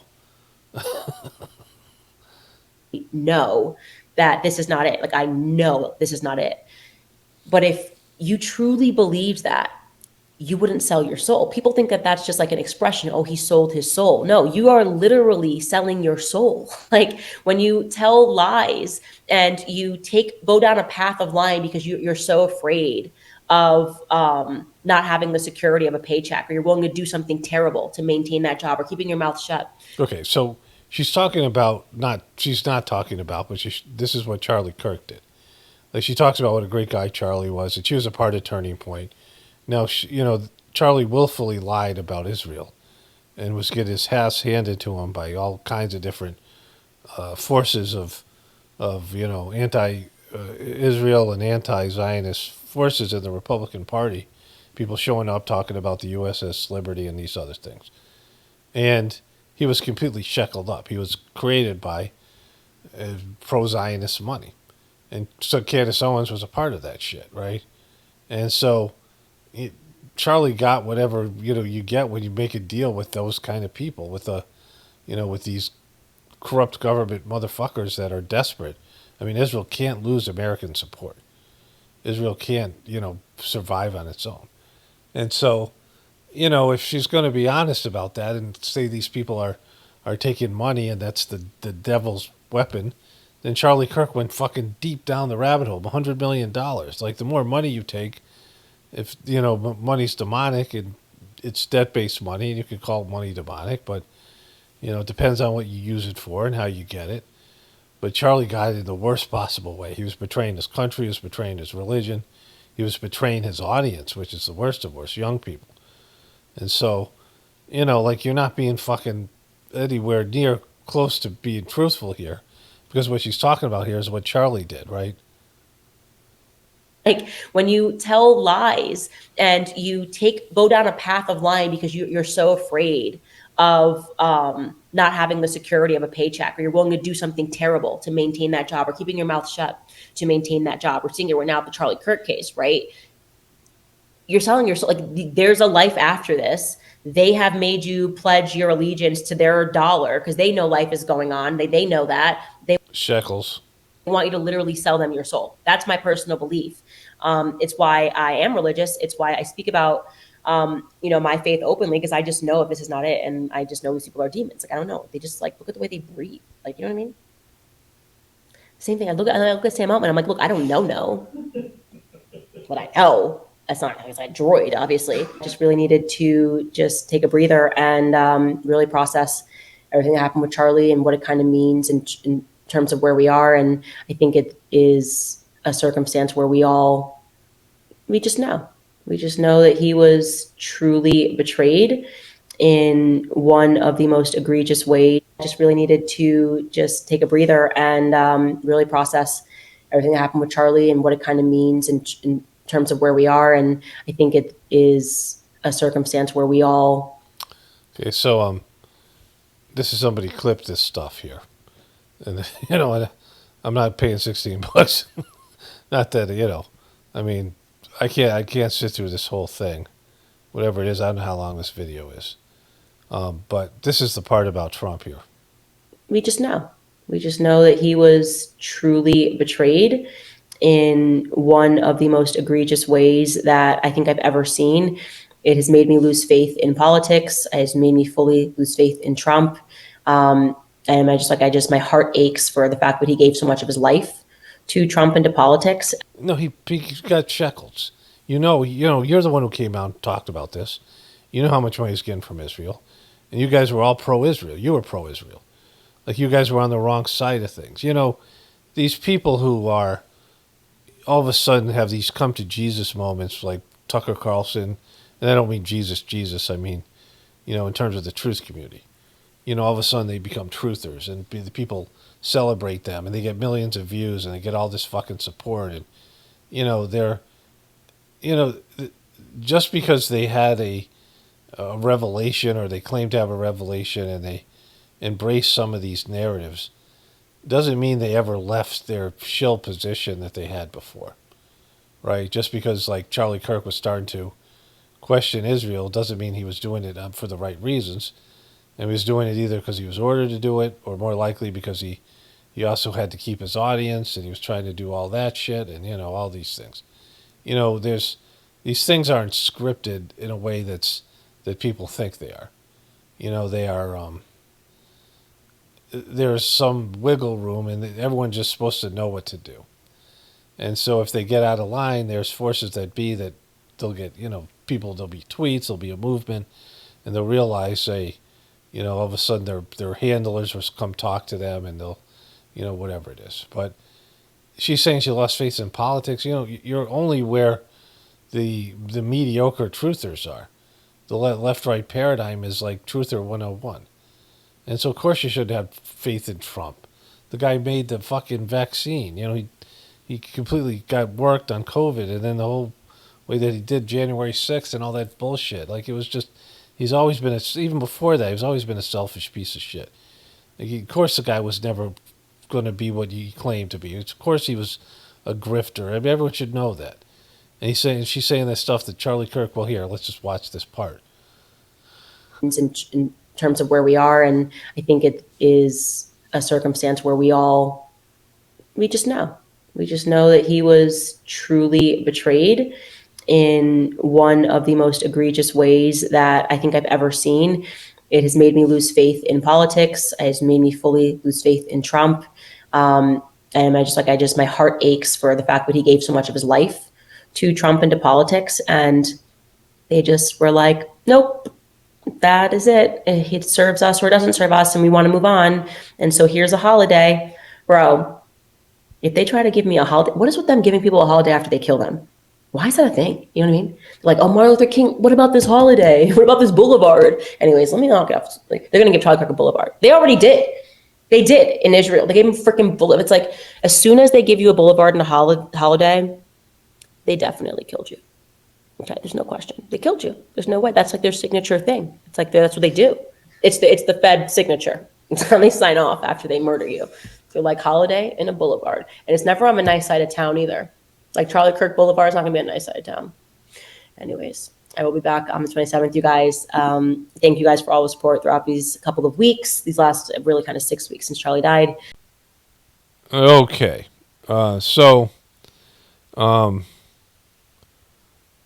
There was, today's Sunday, October 26th. It is 9:24 in the morning. So I was up till 2 last night. I hope this thing is coherent. I have a voiceover to go with what I just showed you, but I have two more things, hopefully just two more things to get to today before I wrap this video up. But one of the things I found was this thing. This is Juanita Broderick, and whatever reason, Twitter keeps, I'm not subscribed to her, but they keep on posting things from her and recommending them to me, like on my phone. When I look at my screen, home screen, Twitter's always notifying me about what Juanita Broderick has to say. She has a shill account, right? A Republican shill account. And this is the part where she talks about, here, holy shit, Candace Owens has flipped her lid, unbelievable. Doesn't her husband or family care about her apparent detachment from reality? And there's a lot of that out there. All these shekel taking, these people who don't take shekels, they get promoted. The people who promote Israel, pro-Israel, pro-Trump, this kind of bullshit, if they're not taking shekels, they're shekel adjacent, right? We saw this already. I showed you this clip here. Altman and Peter Thiel, and I'm pretty sure they're hybrid. You know what I mean? Like they just look like an Apple software that I should be able to download at night, like when my phone's getting an update or something. It's something in the eyes. Like I don't. So, we saw this already. And so they're all trying to say that she's crazy because they're taking shekels. And Candace Owens is leaning right into this because that's, a narrative that they would do, right? It's just, it's their number one playbook. Oh, that person's a crazy conspiracy theorist, right? This person is, whatever. But when I first, see, this was the video, right? Shadows of Ezra. This video was shared over and over again amongst the people in the truth. Candace Owens says she does not believe Elon Musk, Altman, or Peter Thiel are humans. Instead, calls them hybrid. She mentions they're strange about their eyes and says she's not sure that they even bleed. Owens describes a dark demonic presence and claims that they are transhumanists who are controlling humanity through AI, godless technology. Now, this person isn't saying anything bad about her, but then this video was shared over and over again.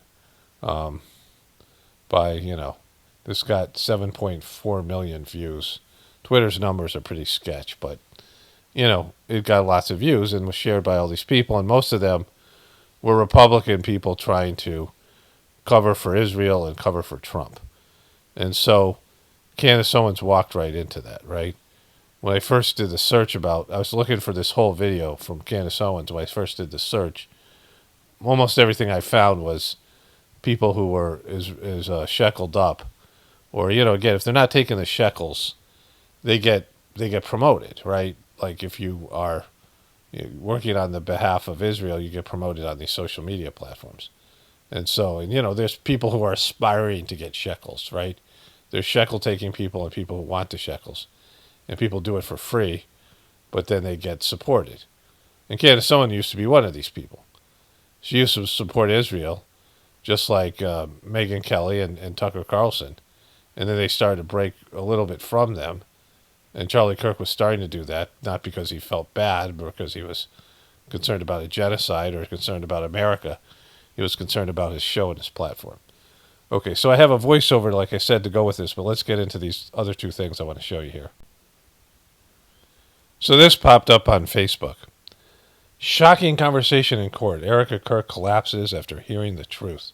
Just 1 hour in Washington, Utah, an emotional courtroom fell silent as Tyler Robinson, 22, finally broke his silence, admitting to the horrible truth behind the shooting that took the life of conservative activist Charlie Kirk. For months, the nation wanted answers. Today they came, and they shattered hearts as Robinson confessed the weight of his words.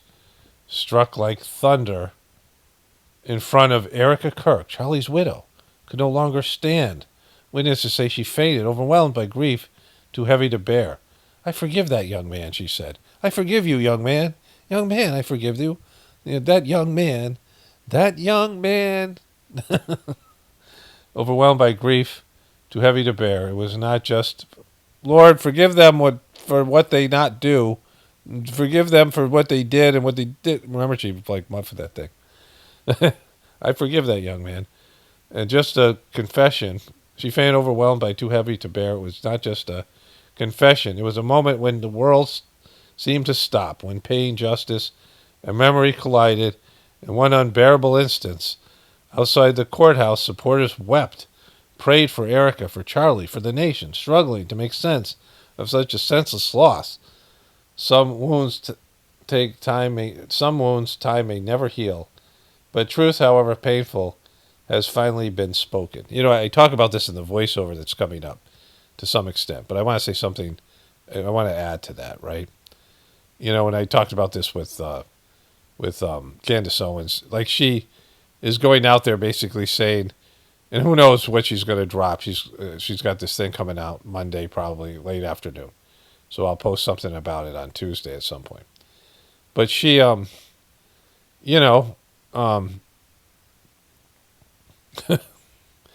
that you have this guy in Charlie Kirk who took $100 million from a immoral cult-like legal country / religion / criminal organization to talk positively about them. They propped him up. They made him. They created him. And when he started to turn on him, they probably killed him. Based in all this stuff we have. That would be the, I don't even know if he's really dead. I mean, there's all this stuff out there. But that would be the most likely suspect if a criminal organization, something beyond that. Because governments are worse than criminal organizations. When governments become immoral and unethical, they're way worse than criminal organizations because they have the power of the government. They can do things that only other governments can stop them from doing. Like the UN can't stop them. Only another country with a bigger army can stop them, right? And they can't really stop them from doing things to their own people. They can, but that's just, that's usually a bullshit excuse for like a shitty country to invade a shitty country, right? An immoral country to invade an immoral country. Charlie Kirk made a deal with the devil like this. He made a deal with a murderous organization. And he might have said, I think they might kill me now. And he was caught between the movement on his, the people who were pushing for whatever they were pushing for, right, in terms of more criticism of Israel versus you know, doing what he was basically paid to do, which was to make outlandishly, you know, unbelievable claims about how great Israel was and how bad everybody else was, right? Like just unrealistic expectations of what he was supposed to do. Like these people who come out and they just, I mean, Trump is now those people, like he's been that person for a while. But they come out and they just lie blatantly in an embarrassing way and they just shill for all this stuff. It's so fucking bad. And when they do all that stuff, right? You know, there's no there's no way to walk all that stuff back, right? There's no way to figure out you know, to become credible again. All right, so I got one more thing to show you here, and then we can get to the voiceover. Okay, turning point is I showed you this video here, but they're, you know, in the range of a channel that, you know, is an independent channel like mine, right? Where you're just one person, no staff, right? Like that's the kind of numbers. Like this is probably inflated numbers, but they're getting 12,000, 10,000 views. NBA stars arresting for rigging sports bets. You know, these things. This guy is just not a person that people want to listen to. Andrew, whatever his name is. And then he's not even appearing with his little buddy there. I wonder if they heard me say that they're two beta males sharing one testicle. Like those guys, he hasn't been on in a while. He's been having these guests, and, you know, this one's got 9,000 views, 8,000 views, 13,000 views. You know, majority of their videos are in the 10,000 view range, right? Which, you know, this is an organization that has 400 something employees, like 453 employees, and a woman and an owner who likes her big ass jewelry and who likes her nice things, right? And she's not going to stand for this kind of, you know, but they're unwilling to take on the obvious issue here, which is, you know, Charlie Kirk's assassination is bullshit, right? And so you know, it's a mess. And so Candace Owens is willing to do that, and now there's a rift in the right wing, you know, kind of bogus truthers, the ones who are sheckled up and the ones who are carrying water for Trump shamelessly, who, you know, and then there's ones who are starting to question Israel, but they're still not telling you the full truth. You know, Candace Owens going, I don't believe in politics anymore. Like, hallelujah, fucking Luya, right? Why would you ever do that? Like, you know, this is something where, you know, some of us were already here, you know, 15 years ago. And when we realized, oh, it's both sides, it's the left-right paradigm, which is you're not awake until you realize that both sides are controlled, that they can't control just one side, right? You know, it's like Jesus can't be God's only son when he's saying that we're all children of God. And the creation story is God created the heaven and earth and all these people. Everything on planet Earth God created. And so he doesn't have one son, and, you know, he doesn't sit on a throne. That's not what God is. It's a really remedial way of understanding of what, you know, divinity is. You know, God is an all-pervading essence. Making, you know, God creating us in his image is not a physical body. We're not based in God's physical body. It's our thought force, and it's our hearts. It's our capacity to love and our capacity to create and manifest things. That's what God is. That's in God's image. An image is the wrong word, right? In God's essence. There's an essence of God in everything. There's, you know, God is the basis for all creation. And so, you know, there's just simple things that people, I mean, you know, it's dumb fuckville over there, right? It's right next to dumb fuckistan. And so, you know, these people are easily manipulated because they're, you know, they bought into, like, whatever indoctrination they had as Republicans and as Christians and as Americans and, you know, as whatever it is, right? These groups as students at a school. And then you realize you've been lied to your whole life about everything. And then you have to start piecing together some real version of something that's more truthful, and eventually, getting to the truth. And it's, that's the hardest thing in a world full of lies. All right, let's get into the voiceover that I did last night about the Candace Owens thing. Okay, so she said she's going to be back Monday, which is the 27th. This video will be up Monday morning. Mine will be, she'll probably put something up in the afternoon. Maybe she'll have some bombshell facts about Trump or TPSU. She's, this is a marketing ploy, whatever it is. But it's just fucking, these stories have, like I said, a limited shelf life. People get obsessed by 9/11 or Pizzagate or, whatever you woke up to, whatever's that big thing. And then occasionally you'll have something, my big thing was, 9/11 stuff. I had a spiritual awakening before that, right? From the Sajmark system and meditation and then, the other things. But as a truther, mine was in 2005, 2004 and 5, and then started, doing the research and then eventually posting videos and things, was homesteading and all these other things. And you realize, that you're being lied to in a way. We all think, everyone knows the government lies to them. Everyone knows the media lies to them. Everyone has a sense of it.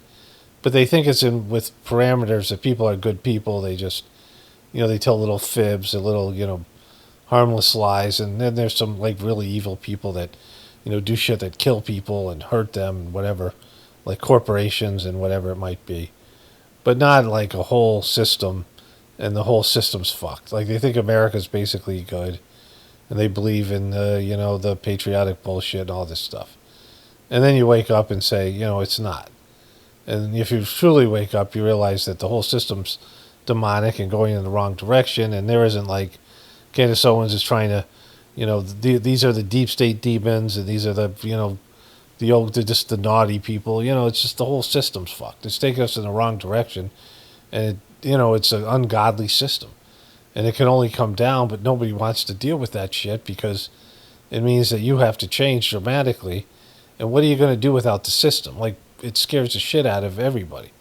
Like, I've been aware of this for years, and, it's an uncomfortable thought. What's going to happen without the system? What's going to happen? It's going to be over-fucking-whelming. And I've been homesteading. I've milked cows. I've made cheese. I've done shit, right? And I've got a lot of, various things that I do in my life, in my daily practice, and my spirituality, and, the whatever, being a conduit for the divine system and things, and being willing to work for God to whatever capacity. And I know it's like going to be a major overhaul to everybody's what they believe life is about, and it's hard to change that way. I went through this. My family and I was, my first marriage. So my computers, my computer's fully charged when I turn it off, and when I turned it on to do this late night fucking whatever I'm doing here, it's barely got any charge at all. So I had to go sneak into my bedroom and not wake my wife up and get my charger. This is like a stealth operation here. I'm trying not to wake anybody up. But anyways, my first marriage, there was this idea of an intergenerational family farm, where my kids would build houses. We'd have a big piece of land, and, my kids would be able to build houses if they chose to do so. And there'd be some meditation building there to do the Sajmark practice, and some connection to the mission, and, all these things. The organization that I used to be a part of, the meditation that I do. And the idea would there be a family, like an old-timey family support system where the kids would have their own houses in a, shared land area, and everyone would work together, an intergenerational family farm. And my marriage and my family imploded. My ex had been an abuse survivor. Dad was a Fortune 500 CEO or fucking whatever it was, some high-level executive, and he had abused her sexually, and her mom had abused her emotionally and physically, and she was completely fucked and a victim. And she had, some brilliance in her, some visionary stuff. She was, she had some spiritual tendencies, but her, her brokenness won out. Like anybody, she had a good side, a positive side, and something that would, inspire hope that she was going to change and things were going to get better, but also she would freak the fuck out, like have psychological breakdowns and argue. When we have an argument, she'd go and run and grab a knife and start cutting herself or threatening to commit suicide. And I mean, it was just a fucking mess. She would have these, psychotic breaks. It was horrible. And, that side won out. She never really was serious or wasn't, committed to. I mean, you have to get better. If you want to accomplish a goal and you get into these relationships, marital relationships, business partnerships, like families, whatever, and you have these family goals, or you have these business goals, or you have a team goal, right? Let's say your team wins the championship, and you have character flaws, and you have things inside of you that are preventing you from being successful. Everybody has that. Like if you're, whatever the success is, ultimately spiritual success. And there's things you have to give up and you have to change that you don't want to change. There's demons you have to face. There's shit you have to do to achieve your goals, right? Like, let's say you get married and someone's an alcoholic.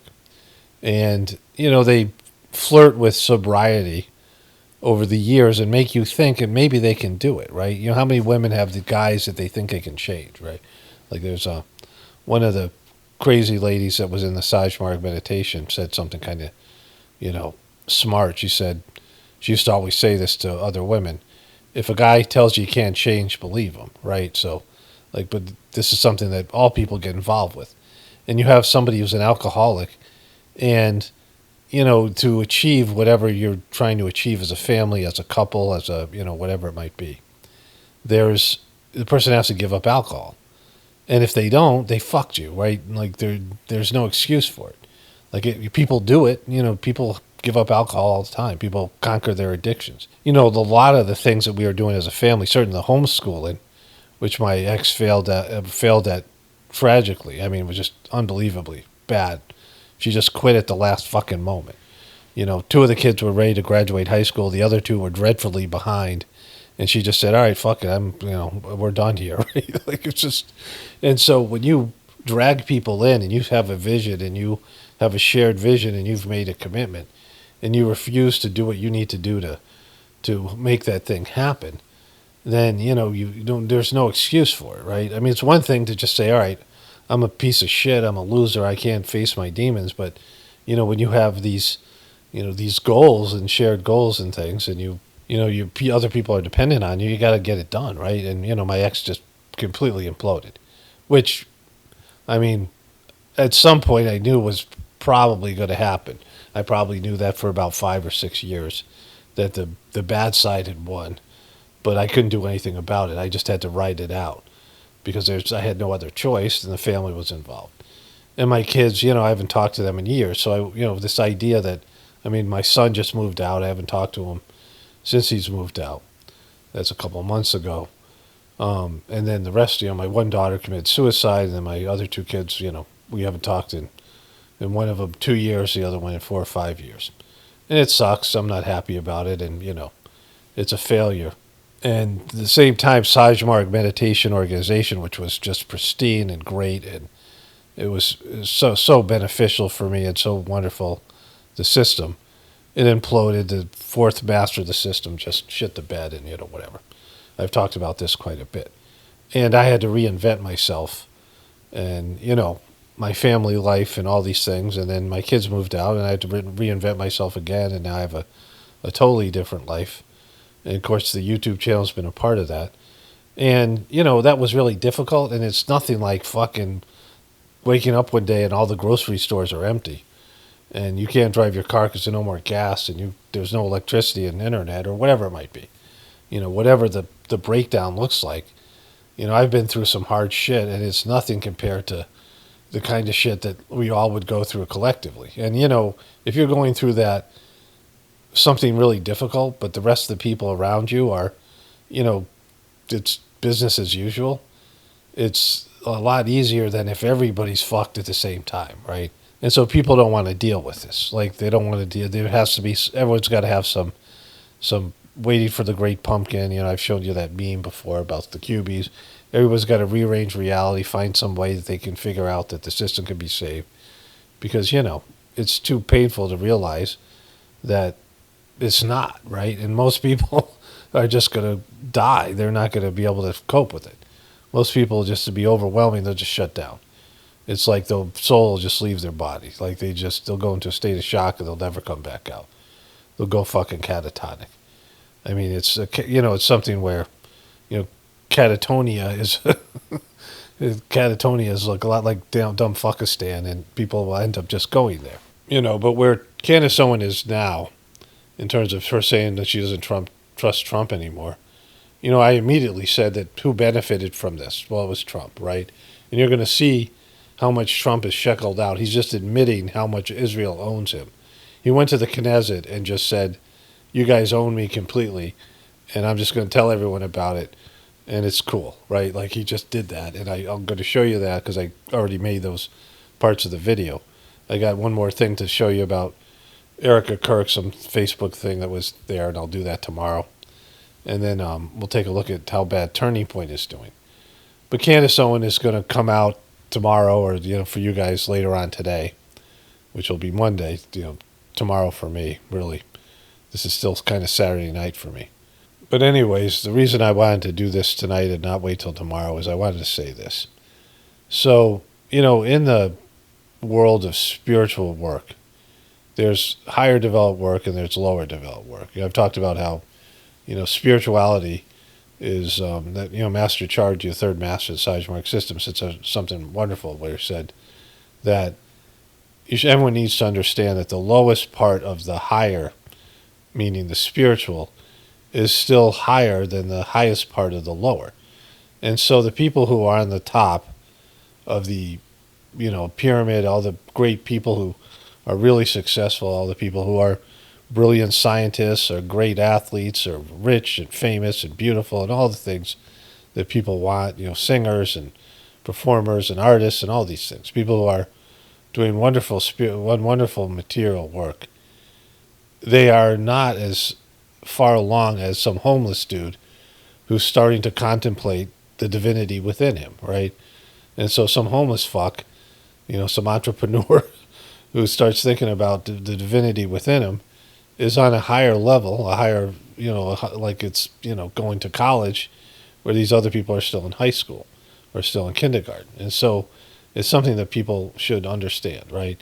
In spiritual work, there's lower work and higher work, right? In the Sajmark system, there's no idea of heaven. Like, heaven is something that people are sold in various religions. Some form of heaven is sold to them, like 70 virgins and a mule for these suicide bombers, all these people.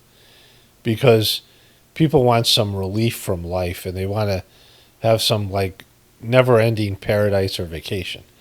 But that's not what's waiting for people. When you don't have a physical body, you don't get tired.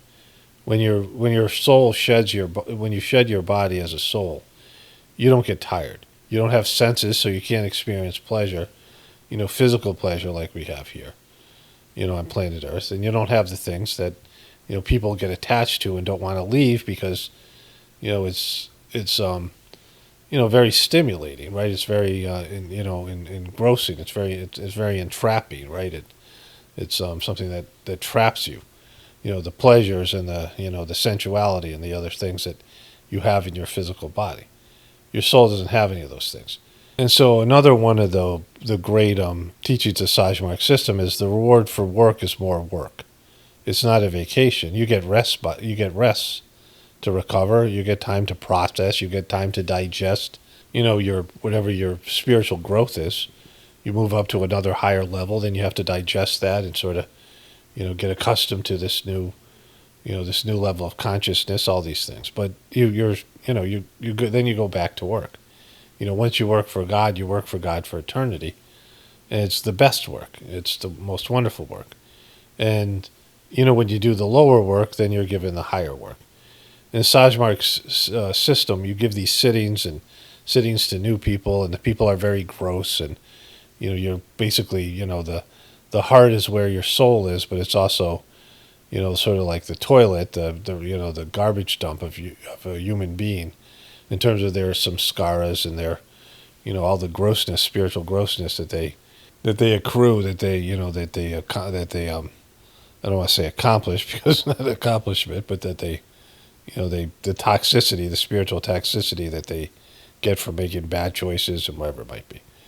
And so you clean out the heart region, which is like the cesspit of humanity. The soul is there as well, so it's where your divinity is, which is often the case, right?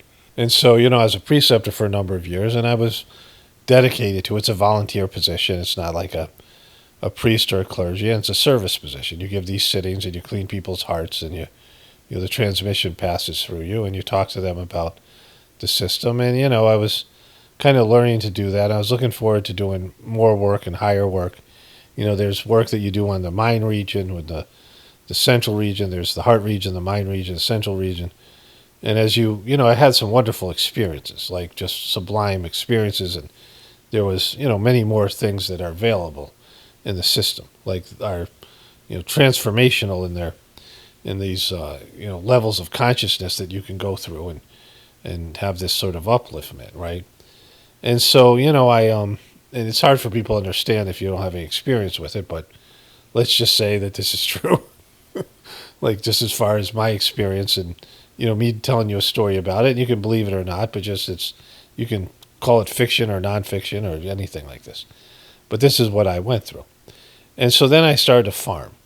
And, I was writing books and, started this YouTube channel and doing things on the side, but was farming. And I was making like earth ovens, you can see, or you can't see because these videos have been privatized. And now that, my family's estranged, it's, silly to have those videos up. They're poor quality and, the whole thing.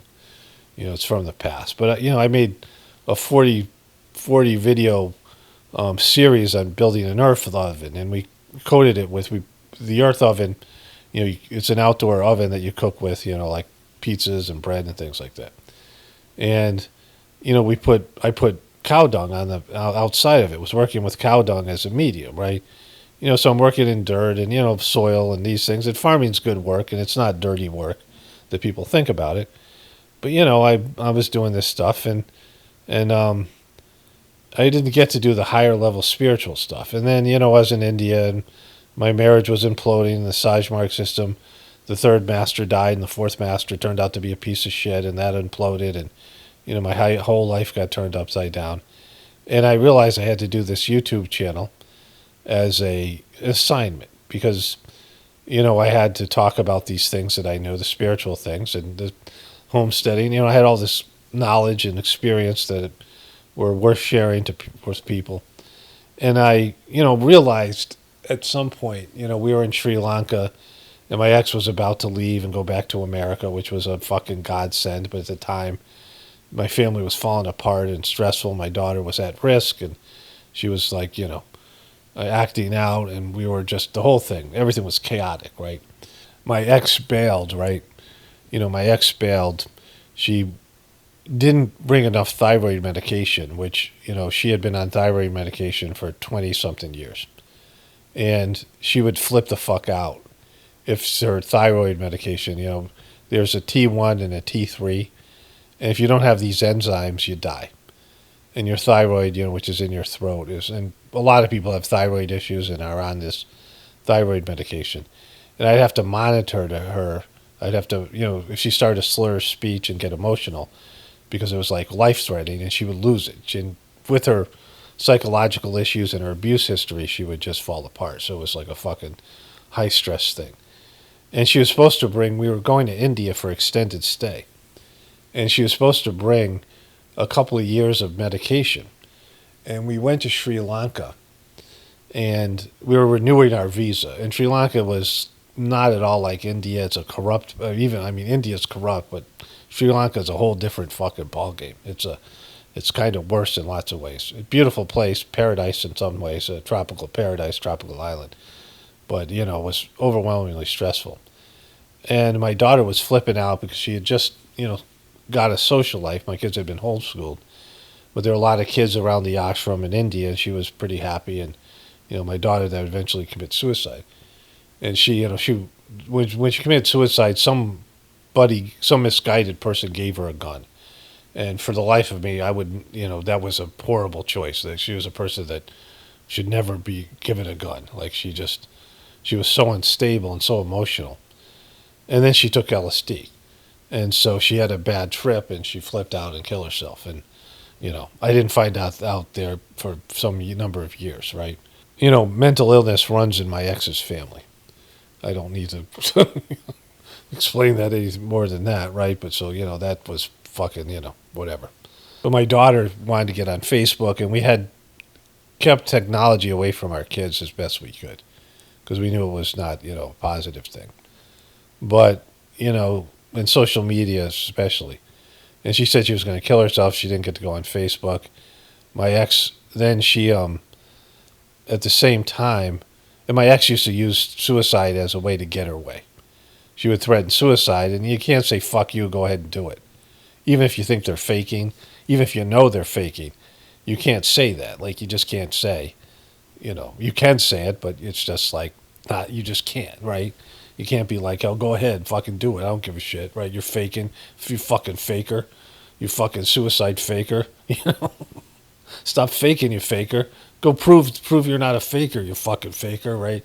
So it just, even if they're using it as a manipulative tool, what you can do is say, hey, I'm done with this relationship, which is what I would do from now on. Like I did my time. And so if I was with somebody who was threatened suicide, I'd be like, you're not doing that shit to me, right? Like, I'm not, we're done here because I'm not fucking living through that again. I lived through it once and it's fucking horrible. And those of you who have lived through that with people who cut themselves and people threaten suicide and they use it as a manipulative tool, it fucking sucks. It's soul killing. And so it's horrible. And if you're somebody doing that to people, then you need to figure out something else out because, you have to, get rid of that, right? You have to rise above that shit, right? It's something that people have to do. You can do it. You can stop doing that shit and realize it's not a thing you throw around. Kids do this a lot these days. Kids threaten suicide all the time. And they copycat each other, and it's a bad fucking habit, right? It's weak, and it's pathetic, and it's fucking really selfish, and you shouldn't do that, right? You should figure out, how to do something else. Pray to God to help you and find some way to change and rise above that shit, right? So I lived with that with two people, and now, I was like, well, my daughter's going to do this too, right? So it's like that kind of thing. And my ex was like, I don't think I have enough medication, this armor thyroid. It's this dissected thyroid of cows. Like they take the thyroid of the cow and they put it into a pill form. And, she found it was the best, medication for her. And she was taking 2 a day. Like she was on a very high dosage that she got some nurse practitioner signed off on. A doctor probably wouldn't have, right? And so she throws a pill at the bottle at me. I open it up, and I'm like, there's fucking 20 pills in here. You got like 10 days worth. And Sri Lanka didn't have it. Didn't have that armor thyroid. And in Sri Lanka, because it was such a fucked up country, you could order like emergency medication from America, and we really didn't have the money to do this. And we were in a fucking crisis and financial crisis as well. My mom had just passed away, and there was some inheritance money coming, and the YouTube channel was making some money, but I was just, the whole thing was stressful. My kids weren't getting homeschooled. My ex was like, and she just went off her thyroid medication before we went to Sri Lanka, and we had a visa crisis. We overstayed our visas in India. And so the whole thing was like a mess. We went through a month worth of time trying to work things out with the Indian government to get our visas straight. And then we had to go to Sri Lanka. My ex drops this thing on that she's out of medication, and she wasn't taking her medication anyway, so she was getting sick and she was flipping out. Her blood levels were down. And I'm like, Jesus fucking Christ, what are you doing? You're bailing, right? Fucking. And she was bailing. She's like, and if you order this medication from America, Sri Lanka, if the packages come in and they think the packages might be something, because they have all this fake terrorist bullshit there, they have all this manipulative governmental stuff, they'll throw people's packages away. And so you're not even guaranteed you're going to get the medication. There's no way to order it without a prescription, without seeing a doctor. And so my ex is like, well, I'm just going to go back to America. I'm like, you fucking leaving me with this mess, right? I mean, a mess that you created. Like, holy shit, Turned out to be a wonderful blessing for me because she was, irretrievably broken and a person who was, the definition of a victim, right? I have this quote I often read that describes her. The victim stance is a powerful one. The victim is always morally right, neither responsible nor accountable, and forever entitled to sympathy. So, so there was that. And so anyways, we're staying at this ashram, and things got fucking ugly there. My ex got offended, some kind of bullshit, so we had to move out of there. And it was the night before she left.